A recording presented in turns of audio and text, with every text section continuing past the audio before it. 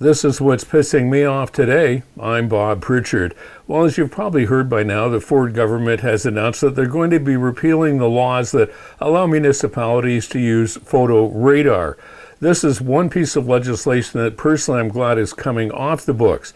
Not because it was necessarily bad, but it seems that everybody loved it and everybody hated it all at the same time. The people who loved it were municipalities. All of a sudden they had a tool that was forcing drivers to slow down in school zones. Of course, at the same time, they were reaping in huge amounts of money from the fines. And how were they managing to do that? Well, first of all, they didn't tell anybody what the threshold was to be able to get a ticket. So if it was at 5 kilometers an hour and you knew that, well, maybe you'd be driving at 4 and trying to save yourself a little bit of money. But they decided they wouldn't tell anyone. So mysteriously, tickets just show up at your house and you pay the fine. So now we know why the municipalities are happy and sad.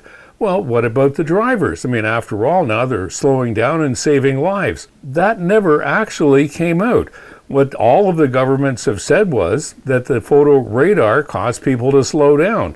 And they point to other reports that say when drivers drive more slowly, then there's less chance of serious injuries in the eventuality of an incident between a pedestrian and a car. And that's true. However, no hard numbers ever came out about what the actual number of injury reduction or life-saving incidents were avoided as a result of photo radar. Bottom line on it is drivers weren't happy, municipalities aren't happy, the premier's not happy, everybody's upset, so off it comes from the books.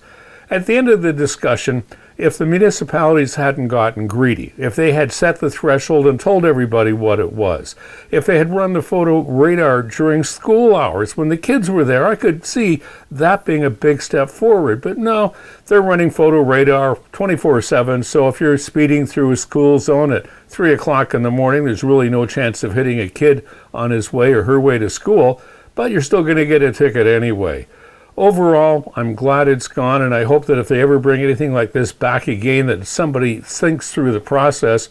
And I really hope in next year's municipal elections, people get up and ask the municipal councillors and mayors, not just here in town, but Markham and Toronto and everywhere else, about what happened and why they let this thing get so far out of control.